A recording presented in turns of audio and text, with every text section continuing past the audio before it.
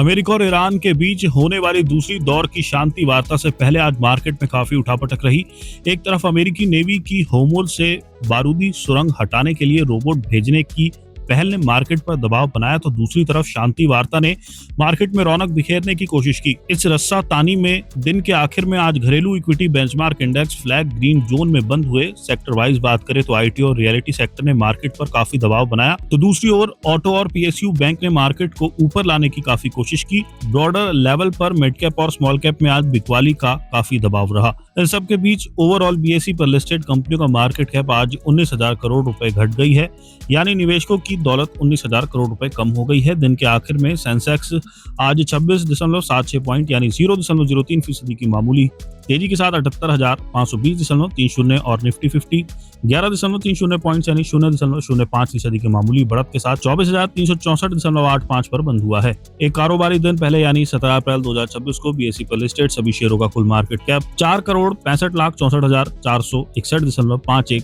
करोड़ था। आज यानी 20 अप्रैल 2026 को इक्विटी मार्केट का कारोबार बंद होने पर ये 4,65,45,176.02 करोड़ पर आ गया। इसका मतलब हुआ कि निवेशकों की पूंजी 19,285.49 करोड़ घट गई है। सेंसेक्स पर 30 शेयर लिस्टेड हैं, जिसमें 12 ग्रीन जोन में बंद हुए हैं। सबसे अधिक तेजी आज ट्रेंट, एसबीआई और एशियन पेंट्स में रही। वहीं दूसरी तरफ एलएनटी, बीईएल और एचसीएल टेक में आज सबसे अधिक गिरावट रही। 21 अप्रैल को कैसी रह सकती है बाजार की चाल? इक्वेरिस वेल्थ में एमडी और बिजनेस हेड अंकुर पुंज ने कहा कि आईटी, टेलीकॉम और बैंकिंग शेयरों में कमजोरी के बीच दिन के कारोबार में भारी उतार चढ़ाव देखने के बाद बाजार मामूली गिरावट के साथ बंद हुए। अमेरिका ईरान में शांति वार्ता से पहले इस समय काफी अनिश्चितता बनी हुई है, क्योंकि दोनों ही पक्ष अपनी अपनी जिद पर अड़े हुए हैं।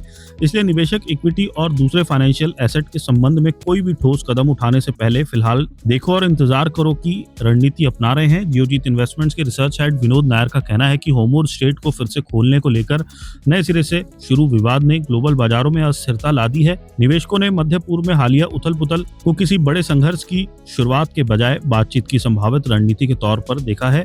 इस हफ्ते युद्ध विराम की अवधि समाप्त होने वाली है। ऐसे में बाजार के भागीदार सतर्क बने हुए हैं और आगे के घटनाक्रमों का इंतजार कर रहे हैं।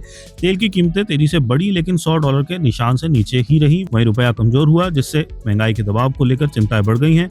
इन मुश्किलों के बावजूद निवेशक Q4 के नतीजों के सीजन में हो रहे प्रगति को कुछ महत्व दे रहे हैं।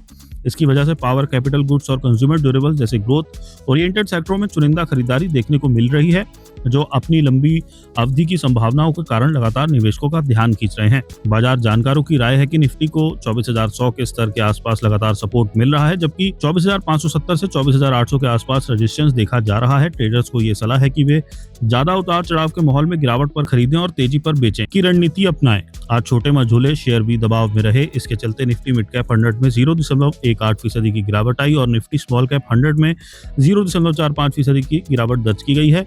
ये दर्शाता है कि कुछ चुनिंदा सेगमेंट्स में मजबूती के बावजूद फ्रंटलाइन स्टॉक्स के अलावा अन्य स्टॉक्स में बिकवाली का दबाव बना हुआ है।